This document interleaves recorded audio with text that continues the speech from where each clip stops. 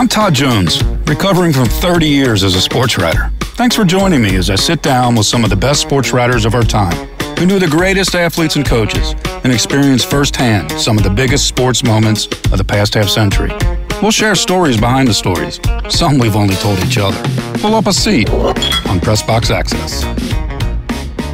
Mark Whicker is someone I thought of when I came up with the idea for this show. To me, he's one of those sports writers who defined an era. He was everywhere, and he could write any sport. Write it fast and sharp, with a wit and insight shaped by well-traveled experiences and observations. I always liked reading Mark's columns, and I always liked talking with him. You'll enjoy hearing from him on this episode. Hey, Mark, I'm so glad you're joining us on Press Box Access. Welcome to the Tavern. Yeah, looking forward to it. After nearly a half century in sports writing, you got out on your own terms, which is, that's great. I'm so glad to hear that. You retired in February. I'm very happy for you. You know, I specifically recall a great night many moons ago in Sydney, Australia, when we had a few Victoria bitters, as I recall. Oh, yeah. I don't know if you remember that. There was more than one of those nights. Yeah, so they all kind of run together. Those VBs, they had quite a punch to them. So, Mark, you've always been such a good storyteller, even away from the keyboard. When you think about your career in scribes getting together at watering holes, did you have a go-to story for sports writers or a quintessential sports writer story that you remember? No, I think generally speaking, when we would get together, it would be after a game and we'd talk about the game and things that happened. And, you know, it really was, that's one of the things I really enjoyed about the group that we had, that especially at a World Series or an NBA finals or a fight or anything like that. You know, the people were really engaged and glad to be there, and there was always something going on. Everybody's opinions, and you'd kind of go back and hear what everybody else thought, and wonder if you actually had, you'd already written by then, and you wondered if you'd actually written what you'd wanted to, and those were very creative things, because it sort of, even though we were having a good time and cutting up, it was also creative from the process, because you would think of ideas that had not occurred to you at the time, and it helped you the next day when you went out and did a follow story or an early column. So I think the one story that I enjoyed was at the Masters one year at the upstairs lounge. Mm-hmm. We were talking about the old days when sports writers would get drunk and sort of before they wrote. And sometimes the story wouldn't quite get to the office. And Clyde Bolton from Birmingham was sitting there, and he was lamenting those days and how the business had changed. And he said, back in the old days, I could pass out right on this floor, and 3 or 4 guys, they'd write my story for me. Now, they'd write a story about me, and which is true. That's exactly what would happen. Yeah, it's changed that way. I always remember stories. Bucky Albers once told me about a guy passing out in the press box, and Bucky, the longtime, he covered the Reds and other things in Dayton. He said that the guy then took everybody's carbon copies, stacked them up, and said, "Imagine a guy like me having to copy shit like this." Yeah. Yeah, there was a guy in South Carolina. This is back in the days of Western Union, where you would hand it to the person and they would just punch it in, and it was great. You didn't have to worry about sending it yourself. Right. And there's a guy named Scoop, who one of the South Carolina writers, who was a little indisposed, and nobody said anything. They noticed what was going on, and suddenly they got a notice back from Scoop's paper. And the guy said, "Gentlemen, I really appreciate it, but we already have 3 Scoop Latimer stories here. That's more than we can handle, So, hey, his friends were just making sure. I mean, they didn't even have to communicate. They just did it, So yeah, it's great. That's great. It was part of the being in the tribe. Right. Mm-hmm. Well, you were a true road warrior. You were a Dateline machine, especially in your years in Philly and 35 years in Southern California, mostly at the Orange County Register. And, you spent those formative years in Philly, and we'll get into that. But I wanted to start with where you started, and that's in your home state of North Carolina, land of college hoops. Also NASCAR, but college hoops You started off your career, you broke in with the 74 North Carolina State team, right? The great David Thompson. And I'd gone the team that won the national title. Yeah, I went to Chapel Hill and got out in 73, and then I worked for a year for the Chapel Hill paper. And then in 74, I got a job as a columnist in Winston-Salem.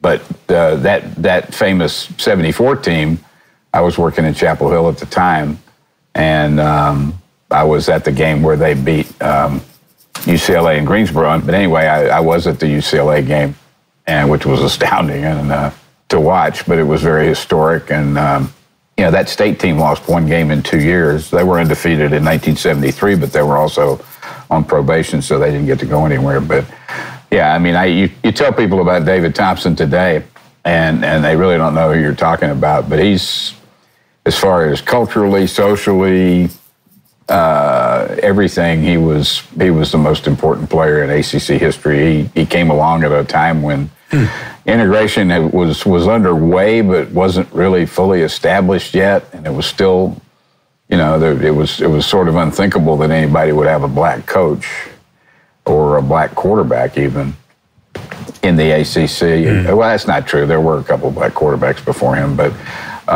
Thompson was the guy who everybody loved, and I think he did a lot for relations between the races in North Carolina. And he was just a phenomenal, spectacular basketball player for his time because of his leaping ability. And, those are the days when you couldn't dunk because they had a no dunk rule. Right. And his last regular season game, he just said he was in the game at the end and they were up by about 25, and he just said, screw it, and went up for a lob and slammed it, and everybody went crazy.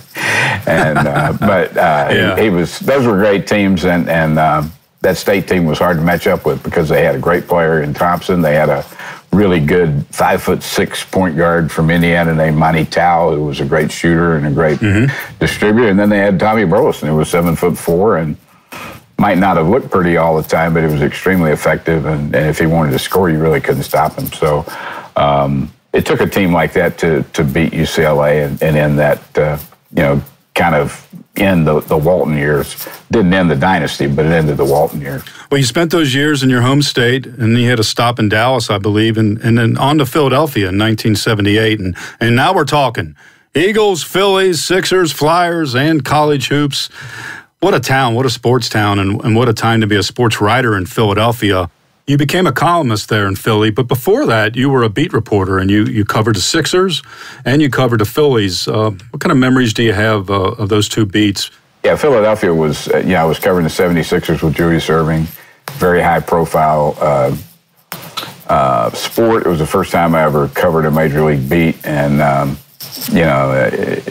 there's a lot about it. I mean, it's grueling. We had an 8-game road trip one time that took like 17 days and went coast to coast. But when you're young and enjoying it and seeing things for the first time, sleep is overrated. You just oh yeah, definitely.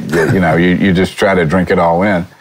And we had 6 writers covering that team, and we had 6 writers covering the Phillies from 6 different newspapers. So competition was a big deal. You didn't want to get beat on anything. And the Sixers were great to deal with. They were fun, good people. Julius Erving is a prince. Well, what is your favorite Dr. J story? I don't really have a favorite. I mean, he was just great to deal with, and he was he really thought about how he wanted to answer questions, and he spoke in a very, he's proud of his vocabulary, and he was a great quote, and he would talk all the time, no matter what, and no matter, he did get criticized in Philadelphia for not playing much defense and all that, and he was just a professional, and I think he affected everybody in that room, and Darryl Dawkins was just a delight, an absolute. I mean, if he had been here today, he would have been like Barkley, on TV. He had that type of wit, and he was just like a big kid, and he might not have ever been the player everybody thought he was going to be, but he was just a wonderful human being, and made us laugh.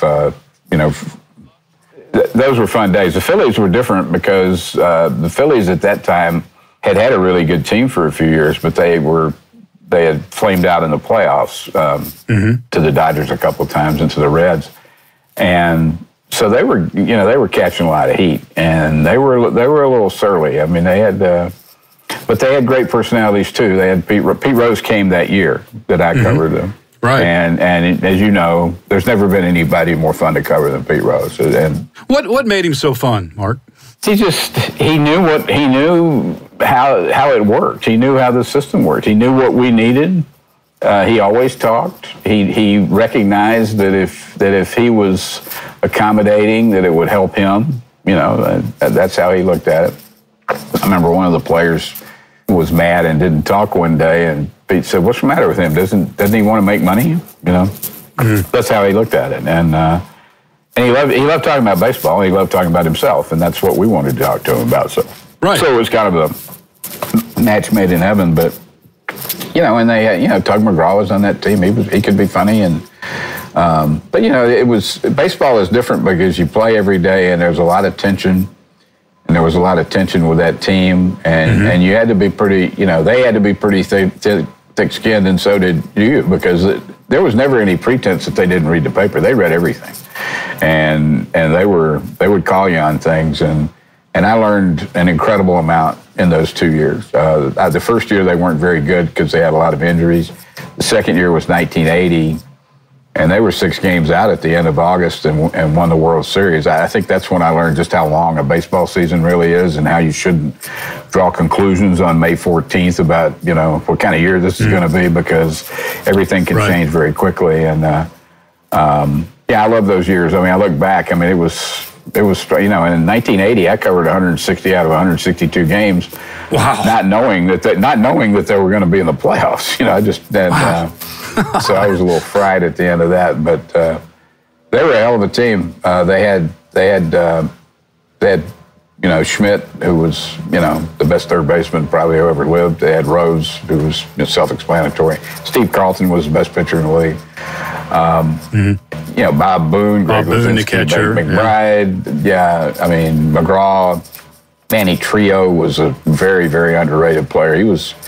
When they needed to have something happen in the postseason, more often than not, he was the guy who was in the middle of it. And Dallas Green took over for Danny Ozark. He was a larger-than-life character. The general manager, Paul Owens, was one of the great people of all time, and he was phenomenal to cover too, because he wanted to go out, especially in Chicago, when you'd play a day game.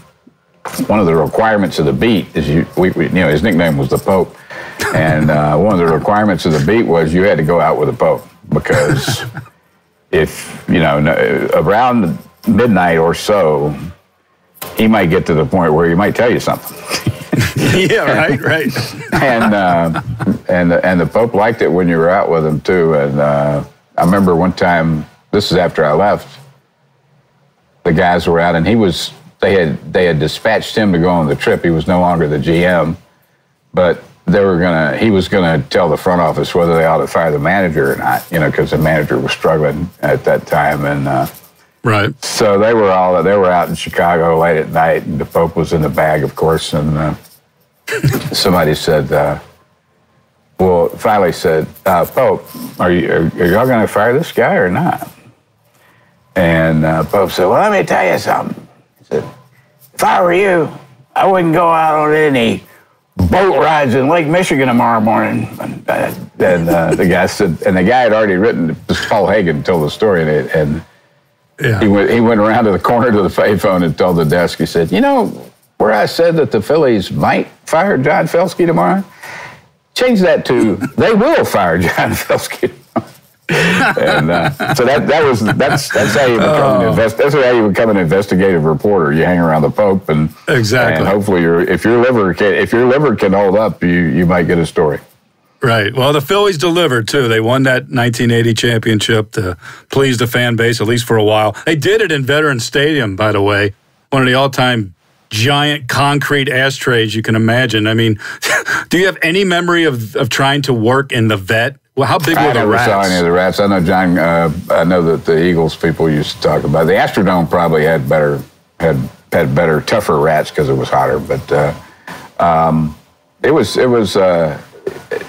you have hot summers in Philly, obviously, and it really gets hot down on that turf, and the whole place is hot. But I don't know. It was a great baseball stadium because it was configured that way. It wasn't as good a football stadium, but I saw a doubleheader with the Pirates there one time in 1979. They had 71,000 people there. I mean, wow. It was, you could every few games you look down in right field and the whole section was like one big brawl. You'd have a bunch of people fighting each other, and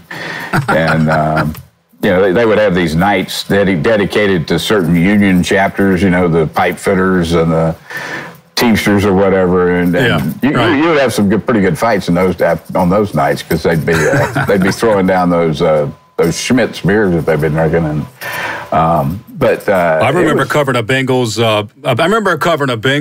Eagles game in the vet, and there was a municipal judge in the bowels of the stadium. Yeah, and they would just bring the fans in to see the judge. Yeah, they would, and they also had a really good way, and I agreed with this. If a fan ran out on the field, they would drag him into the inside, like where the press elevator opened up down in the bottom, and you'd walk out, and they would just be beating the hell out of this guy. I mean, there was no due process involved in that. But no.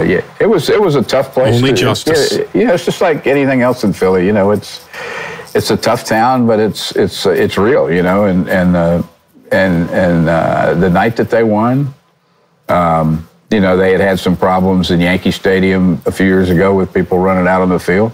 So right in the ninth inning, they were up by 2 or 3 runs, and all of a sudden, this door opens in center field, and Kansas City's trying to hit in the top of the ninth. They're not out of the game by any means, and here come this phalanx of horses with cops on them.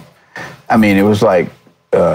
It was like one of those islands in the Mediterranean where there's just, hundreds of wild horses, except they had cops on top of them, and they lined the whole warning track all the way down to the dugouts.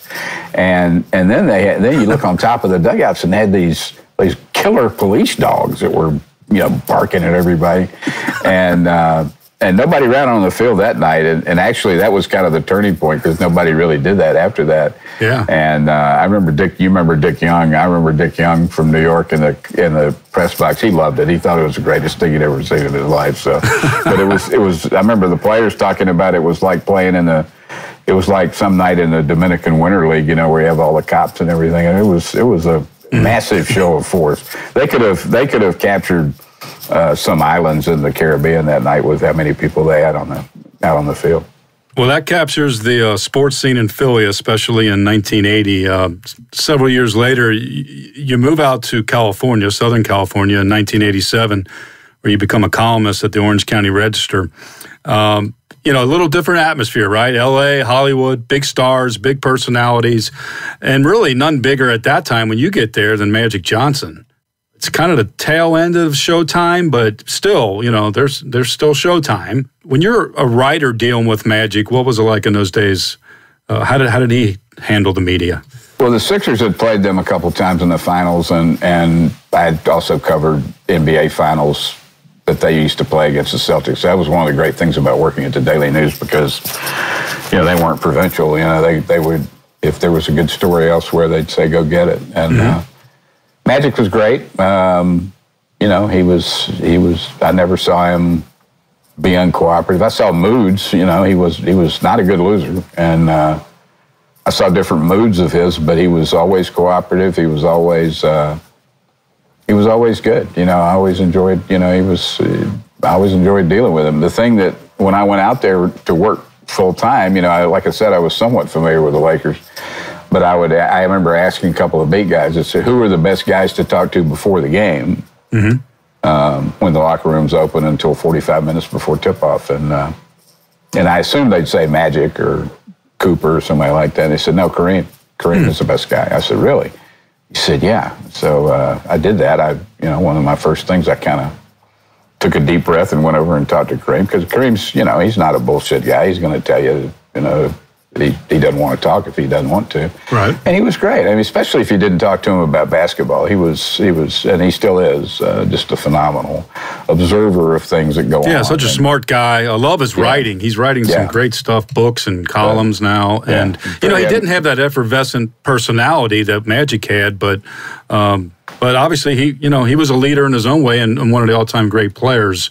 Yeah. He really mellowed out, I think. When he first got there, he was, the Milwaukee traded him there, and he was supposed to lead them to a championship and all this. And there were a lot of good big men in the league back then, and it didn't always work out. They didn't do as well. And he was, the writers were kind of, they would kind of be rough with him during that time because of who he was and because he was pretty aloof. But I think when Magic came out, Magic sort of, not only did he make the team a championship team, he really allowed Kareem to go do his thing without being the center of attention, and I think it relaxed him. And when I was there, like I said, he was great. I mean, and they were all very, very good. They didn't have any bad guys on the team, and Pat was that was before he really became a bigger than life character, and he was, he was very interesting to talk to. He's a smart guy too, and I really enjoyed being around that team. I didn't cover him as a beat, but I was around him quite a bit. You developed a working relationship with Kareem, who could be reticent, but I think you said that one of your favorite stories involved Kareem before the 2008 election. Can you tell us about that? Yeah, it was 2008 election was coming up, and it seemed apparent that Obama at least had a good chance to win, become the first black president. And I thought, I wonder what Kareem thinks about this, because he grew up in New York in mid-'60s. He knew what riots were all about. He knew what discrimination was all about. Right. And, he could really, I thought, he could really kind of put it in perspective. So I got an appointment with him. He was at one of his studios here in Long Beach. And I went out and talked to him. He was great. He talked about how he wished his dad was still alive to see the possibility of a black man becoming president. And he talked about how they would put Kareem on a bus in New York when he was 15, but he was still 7 feet tall. And they would send him to see the grandparents in Goldsboro, North Carolina, which is in the eastern part of the state, in the 60s, and by himself. And he said that was kind of a harrowing experience. But, he told a lot of good stories. And so... Besides Kareem, are there other athletes who brought more to the media than just being entertaining or funny or not dealing with you at all? I'm talking about guys who kind of had a worldview, maybe some perspective that they didn't mind sharing, not necessarily in a politicized way that they're stumping for anything, but just guys that were interesting to have conversations with. Well, I think Steve Kerr is certainly that way. He's had a pretty full life. He had his dad was assassinated in Lebanon when he was the president of the American University over there. And he certainly knows that there's a lot more to it outside the game. And, I think Magic was that way too. Magic is not so much socially, but in terms of business. He was always trying to figure out how to make it in business, make it in entertainment. And he had some ups and downs. Remember he had that kind of failure of that Magic Johnson show, which went over like a lead balloon, but he recovered from that. And then when he got sick, it's hard to, it was 1991. You tend to forget that back then, if you said you were HIV positive, it was a death sentence in most people's minds, and he was gone. That's the way I looked at it. I remember hearing that on the radio that morning, and he's going to have a press conference at the Forum in an hour and a half, and just kind of making a beeline for the place. And so what was it like in there at that press conference? It was charged. I'll say that people were stunned, and I would say that day and the day Kobe got killed were two of the most days in terms of just what can you say? And unfortunately, our business is you got to say something. But most people can just kind of be alone with their thoughts, and we had to come up with some way to articulate what people were feeling, and it was crazy. People just jammed into this Forum Club where they had the press conference, and Magic came out and talked, and that was it. And we thought, okay, well, the next year or so, we're going to write about the death of Magic Johnson. And the fact that he was able to play in the All-Star game only probably the next March or February, and that he kind of was the guinea pig for a lot of the therapies that they did, and got in great shape and thought it off, and now is a tremendously successful businessman in LA. I mean, I think that's not what you were asking exactly, but that's the type of thing where he's bigger than the game. You have a guy who is who was a lot bigger than the game, and in terms of the things that he does. Well, you're out there in fantasy land all these years, and you're based in the LA market, but really, you were traveling so much. You were always at the major events around the nation and the world. You got to see all these highs and these lows of different things. I think we share one of the highs at Sydney, and it didn't involve Victoria Bitters. It involved the runner Cathy Freeman, the Australian track star at the 2000 Sydney Olympics. She won the gold medal that night in the 400 meters. What do you remember about being in that stadium? Why is that special to you? The Aussies were so proud of having the Olympics.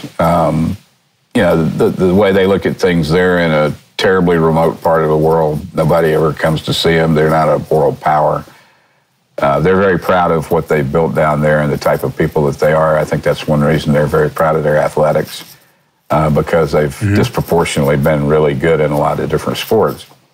And they love physical activity. They love the fight. They are very joyful athletes to categorize. And Cathy Freeman was Aboriginal and was the best in the world at what she did. They were very proud of her. And for her to be able to win a 400 meters in their stadium in Sydney was something I'm sure that it's the type of thing you make a postage stamp about, really.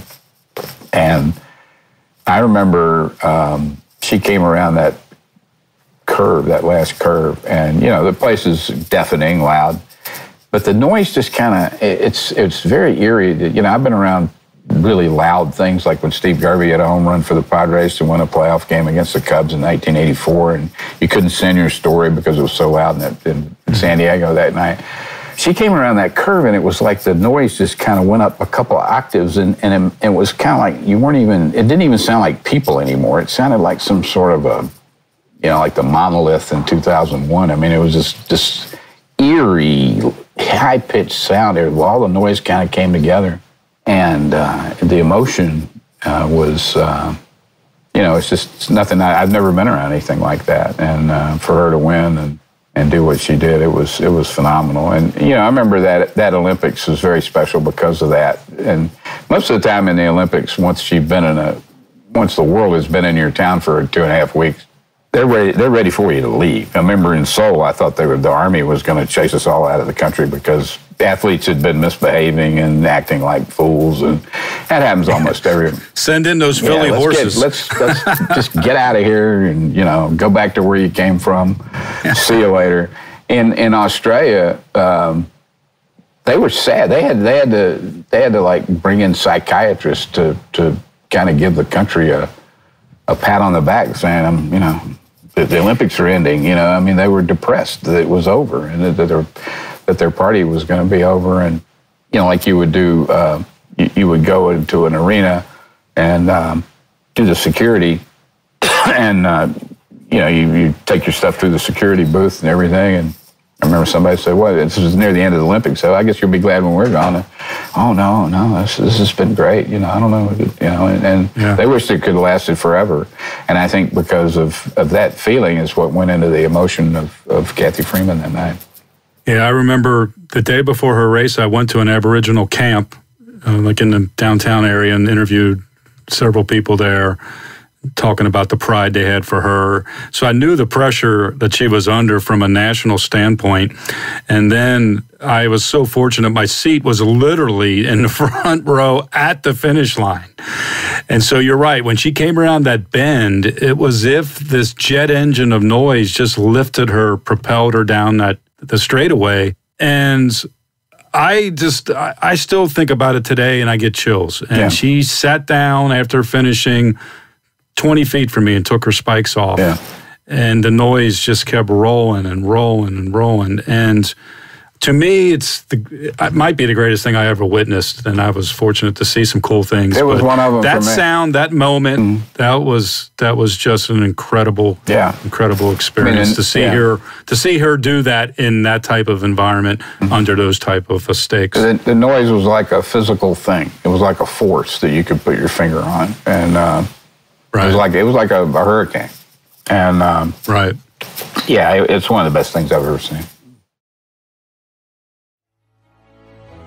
In a world infatuated with comic fandom comes a show to help us remember the talents that have inspired us. Whoa, Cut. Oh, come on. It wasn't that bad. It's a bit dramatic. Let's just tell them about the show, guys. We are the Canned Air Podcast. Join us weekly for a comedic trip through pop culture. We also welcome some cool comic creators, as well as some of the voice and screen actors that helped shape your childhood. Find us on cannedairpodcast.com and on the Evergreen Podcast Network.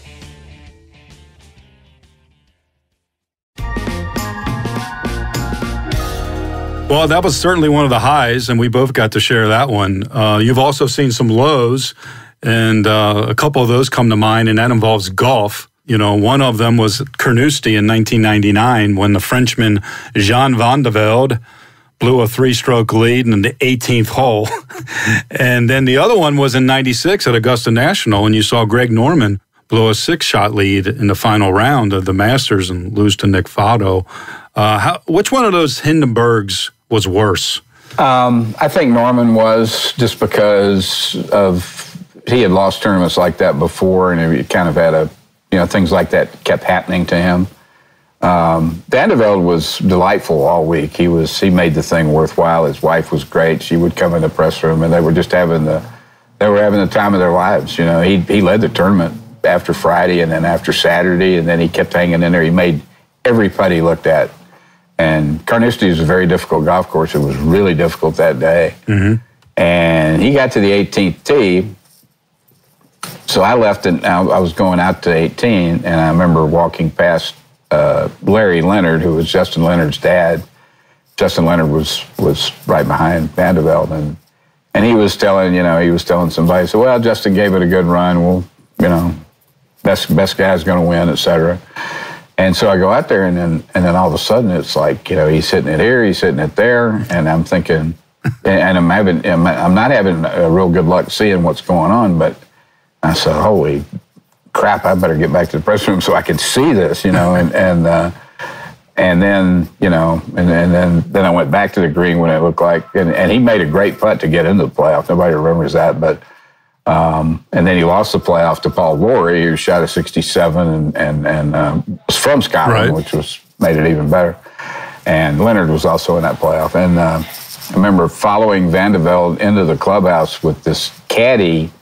It was just this kid, his kid. He had kind of a man bun back when not everybody had those, and he was just like he was like this guy that you would see at a French sidewalk cafe, painting or something. I mean, he was didn't look like a caddy or anything. His name was Christophe, and we were talking to him in the locker room, and he had no idea what the hell happened to Van de Velde or what, because he, a real caddy would have said, "Look, don't hit it there, hit it here. We're going to win." And but even after he lost, I mean, he was emotional, but he came in and he was laughing and talked about what a great time he had, and he gave it his best, and I don't know what happened, and it was kind of like, hey, let's, it was like let's be brave in the attempt, I mean, he left everybody with a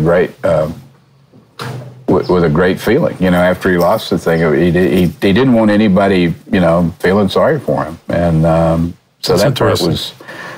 Yeah, it was, and then, it was raining. I mean, it was this real gloomy Scottish, July day, and that was a lot of fun. I would love going there for that tournament, especially in Scotland. And then the thing in Augusta was kind of the opposite. I mean, he was up by 6. Norman was right, going into Sunday, and as has been said many times, the key to the tournament, probably in retrospect, was when Faldo birdied the 18th, which meant that he would play in the final group with Norman instead of a young Phil Mickelson. Right. And Faldo had already kind of destroyed Norman at St. Andrews in 1990 in a head-to-head situation. And Faldo was intimidating. You know, he was a big guy. He's very businesslike. He wasn't one of these nice shot guys, you know. He was going to play his game. And Norman came apart almost immediately. He was, you know, it's funny. He's up 6, and it was over after 12. It was over after the 12th hole. He could not, and Faldo sensed this, and what's lost in all this is Norman shot 78. Faldo shot 67 on Sunday at Augusta. Right. And played a almost perfect round of golf. And but I remember being out there like around 10 and 11 and 12 when it was obvious that Norman wasn't going to get it together. And it was hushed, you know. It was like, wow, you know, it was almost funereal. People were looking around like, what the hell is going on? And because everybody was getting ready to celebrate, hey, Greg finally wins the Masters, and you know, it's going to prove that he's the best player in the world and all this. And it was it was really like a freeway, you know, 12-car pileup. It was crazy. And the thing about it is, you know, afterwards Norman comes in, you know, and he sits there and he answers every question to the best of his knowledge, and even, you know, he made a special with ESPN recently where he watched he played they showed him playing Augusta, you know, hitting the ball close on number 9, which was one of the places where he started coming apart, and he said, well, you know, it's a little bit too late for that shot, you know, and all this, and you know, and just being really sportsmanlike about it. Now, again, you know, I mean, Greg Norman, you could say a lot of things about him, and people have, but, you know, there's that Aussie thing about the quest, you know, that it's important to win, but what's important is doing your best and having a good time and appreciating it and not, you know, trying to, not really running away from it. But you also saw some spectacular emotional moments, as we talked about with Cathy Freeman. One of those moments I wanted to ask you about was in Yankee Stadium in 2001 at the World Series. It's only a few weeks after 9/11. You know, there's all of that. I mean, sometimes I wonder, do we just forget what it was like in those early weeks after 9/11? But especially in New York, you're in the ballpark. It's the World Series. And the Yankees have those 2 consecutive nights where they have these homers by Jeter and Brocious. What was it like in Yankee Stadium that night? I'll never forget a lot of things about that whole thing. I remember Bush walking to the mound. And again, regardless of what you think about him, what a great symbol that was, with his presidential jacket on, walking to the mound, and security was unbelievable, but you still weren't sure what was going to happen. I mean, that was the thing. That whole time period, you're always walking around, especially in New York, looking around at what's going to happen. And you know, because you had anthrax, people sending anthrax to each other. You had a sniper in D.C. Right. You really didn't know. I mean, it was a very unstable time, even in late October after what had happened in September. And here's the president, you know, kind of, you know, how he walks, you know, jauntily walking out to the mound, you know, and throwing the first pitch. It was kind of like, hey, screw you, you know, we're here, you know. And it was that moment was great. And then he actually came up and sat in his box, which was next to the press box. But the whole being in New York then was, and I think it's one of the few times where I think, even though it was just an unspeakable moment, people for a while were together. We were one country there for a few weeks. And I remember, you know, just going through security and everybody kind of looking at each other and saying, you know, let's don't take this for granted. And those games, they lost the first 2 in Arizona by wide margins. You know, Arizona had Johnson and Schilling and had a really good team. And they won Game 3, and then Game 4 and 5 came down to the very end. And Jeter hit the home run after midnight. That's when they started calling him Mr. November. And then Brocious. And the noise and the celebration, I mean, it was, you know, and on top of the fact that the Yankees had won 4 of the 5 previous World Series, and there was kind of a sense of invincibility that they were always going to win. Now, they didn't. You know, they lost an incredibly hard Game 7 in Phoenix.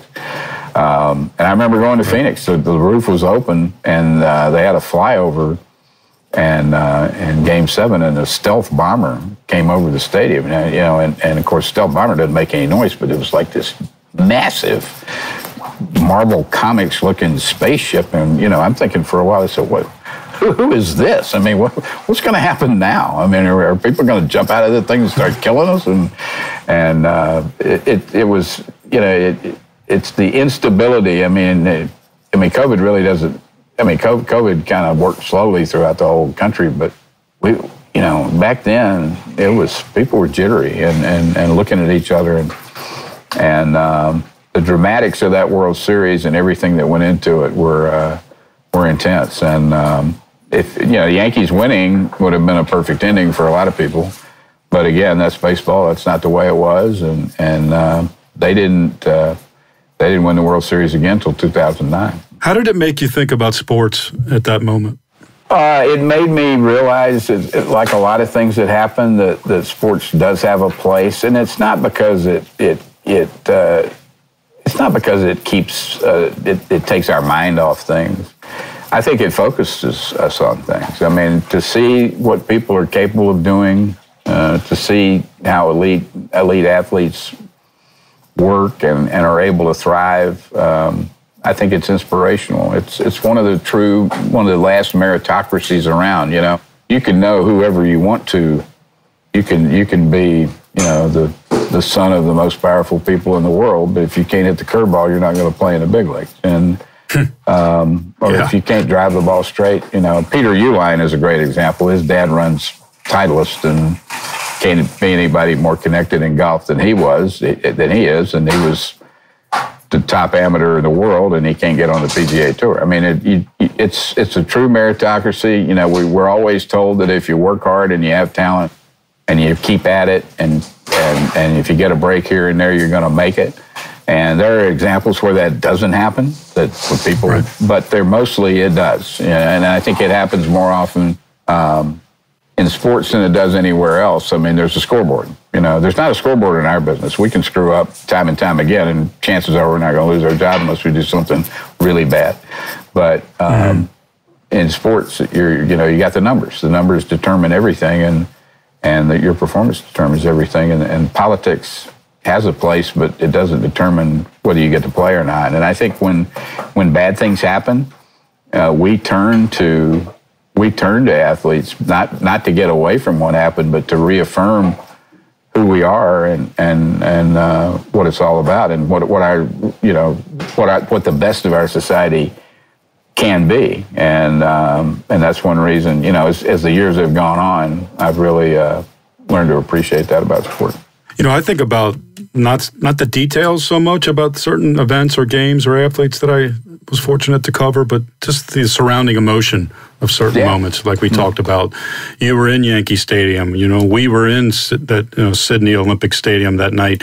It's the emotion and the sweep of it that really kind of lingers with you and makes you appreciate that there's something bigger going on than just a winner and a loser.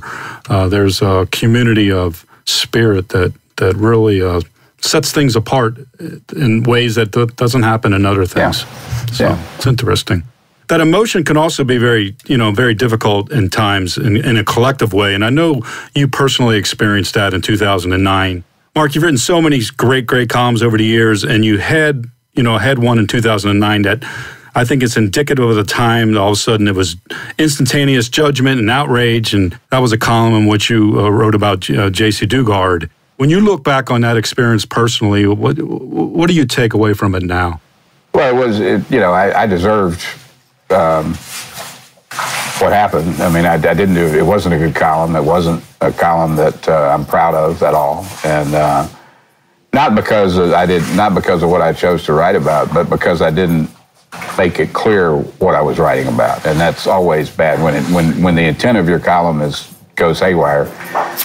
You haven't done a very good job. Right. What I was trying to do was kind of celebrate the fact that this girl who had been in captivity for 18 years was alive, and her family, and I assume maybe some people in her family still thought that she could still be alive, but most people didn't think so, and most people weren't even aware of the story. I did a column like that when Terry Anderson, the AP journalist, was released from Iran after he'd been a prisoner. And it was kind of like, okay, here's early 80s. Yeah, here's what happened in sports while you were gone. And it was kind of a way to kind of joke around with things that happened in sports and everything. It certainly wasn't directed toward her, but a lot of people took it that way. A lot of people thought I was being contemptuous of her, and I certainly was not. But the column was too flippant, and I didn't make it clear that this was what I was trying to do in the column. And so from that standpoint, I deserved to be criticized, and I should have written the column.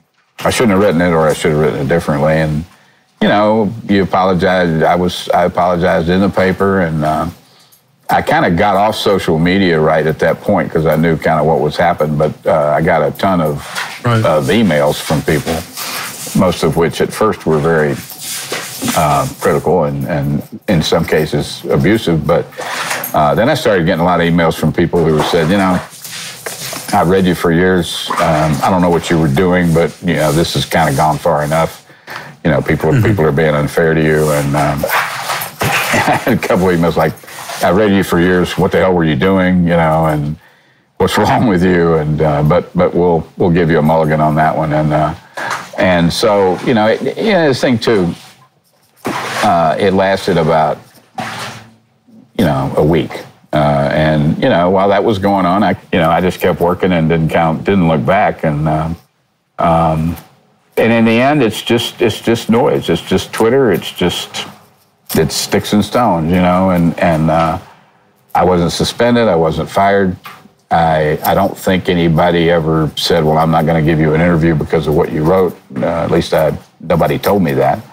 But it was stressful. It was stressful for my family. It was stressful for for me, and it was stressful for people close to me. But there was a key moment right in the middle of it when I got a phone call from the woman who represented the DeGard family with the media, and Erica Schulte, and she said she identified herself, and I kind of went, "Oh no."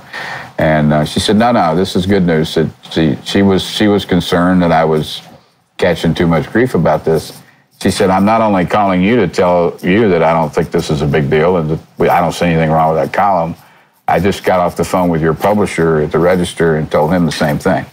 And I was eternally and still am eternally grateful for that. And really, after that happened, I said, I don't really care what anybody thinks about this, because if they weren't upset about it, I don't know why anybody else was. But it was a lesson. I mean, it was me being careless and sloppy, and I admit to being unprofessional that day. But I deny that I was being malicious toward her. I really was not. And I think she's gone on and lived her life and has got kids and has written books, and hopefully that's just a footnote. And the other thing too, like you said, everybody takes their turn in the barrel. I mean, a couple of weeks later it was somebody else, and a couple of weeks later it was somebody else, and that's the nature of it. You have a huge pool of, or maybe it's not huge, but you have a very loud pool of gotcha artists out there on social media that are just waiting for you to do something like that. And you have publications, or not publications, but you have websites like Gawker, which turned out to which was sued out of existence because of the Hulk Hogan tape. So it can happen to anybody, and if you throw stones, it's probably not a good idea. You dealt with it as a journalist in a professional manner, and you just kept keeping on, as they say. And that's one of the reasons that you were top 10 columnist in the nation a couple different times from APSC. It's a reason in 2015 that the Nate Fleischer Award for Excellence in Boxing Journalism was awarded to you. And I bring up that one because I want to end on boxing. I want to, boxing and writing just go together so well. They always have. It just makes itself it's just a great sport to write about. Why did you find that to be the case, and what did you enjoy about writing about boxing? I love boxing. To me, as I've gotten older, hockey and boxing were the two things I enjoyed being around the most, because they were the most serious. Hockey is another level when it comes to competition. Those guys play with injuries that a lot of other athletes would not even think about playing with, and the importance of what they do, and the ethos of what they do, the way that the things that they feel are important, are kind of, I enjoy it because it reminds me of the way sports used to be. Boxing, you're taking your life into your hands every time you go in, and as you're in there by yourself. You go to the corner for 60 seconds, and people give you water and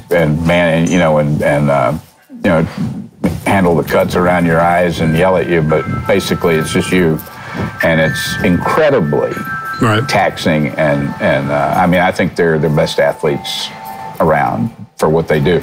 I wish they fought a little more these days. I wish they'd fought 4 or 5 times a year instead of once or twice. But the atmosphere is for a big fight.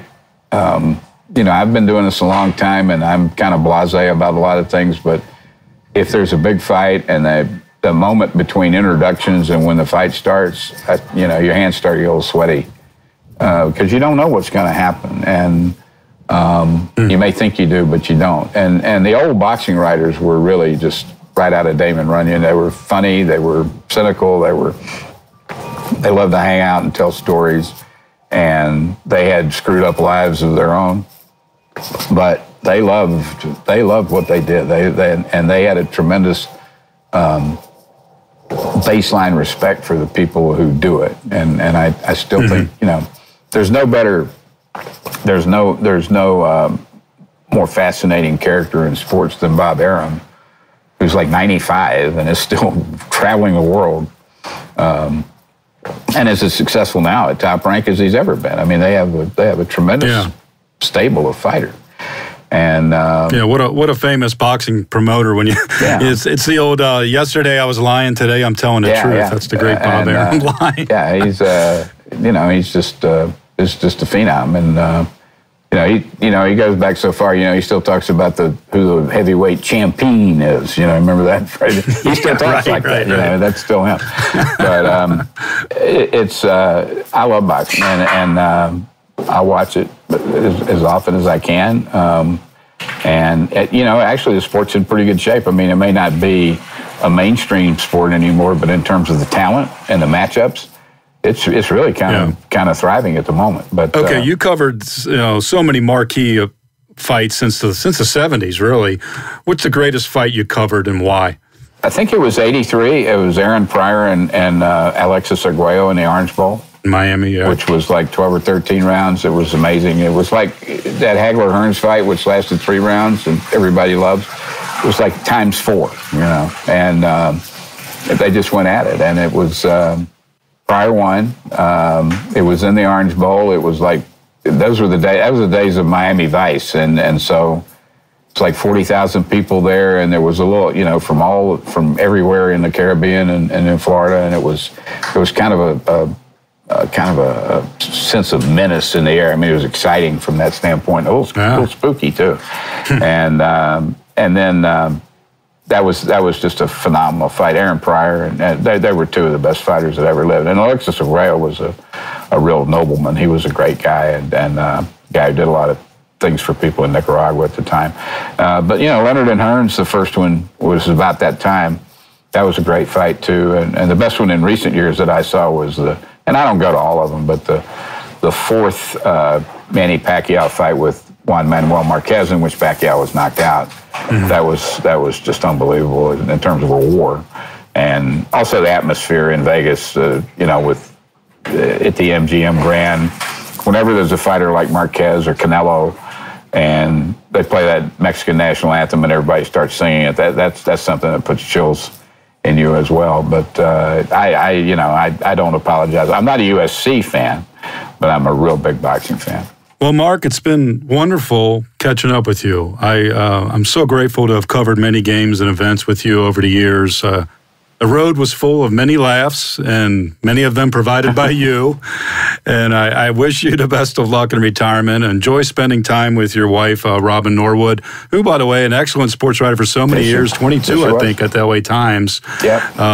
So we'll have to have her on the show at some point here. Very proud of what she did. She was from South Carolina, and she covered the Mighty Ducks for their first few years in in existence, and I haven't checked, but I'm pretty sure she's the only woman from South Carolina who covered an NHL team for a beat. But she did a lot of other things too, and I'm very proud of what she did. Well, we're going to have her on the show at some point too. I know you still got the itch to write. I think you recently began a Substack column, and check it out, people. Subscribe. Read the great Mark Whicker. Please do. And you're also writing plays for the stage, which is really cool. Yeah, that's right? been a lot of fun too. I'm really.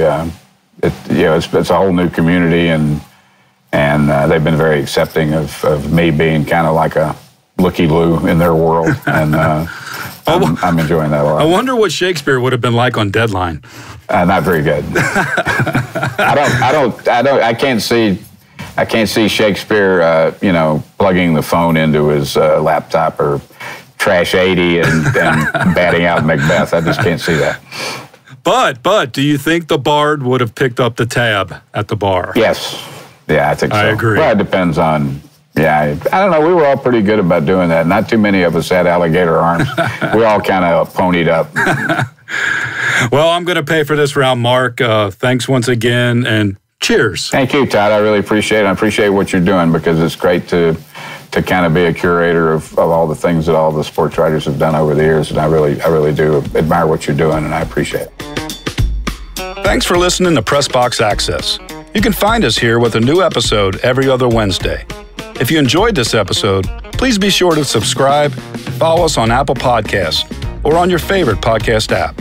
We'd love for you to review us. 5 stars would be nice. Follow us on social media.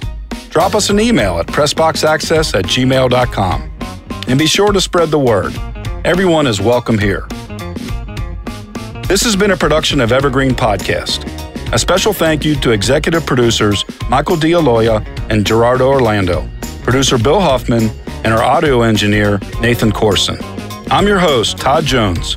It's closing time. Rock on.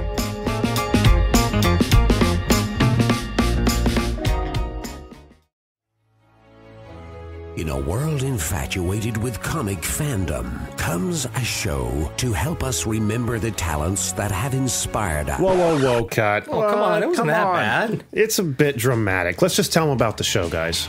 We are the Canned Air Podcast. Join us weekly for a comedic trip through pop culture. We also welcome some cool comic creators, as well as some of the voice and screen actors that helped shape your childhood. Find us on cannedairpodcast.com and on the Evergreen Podcast Network.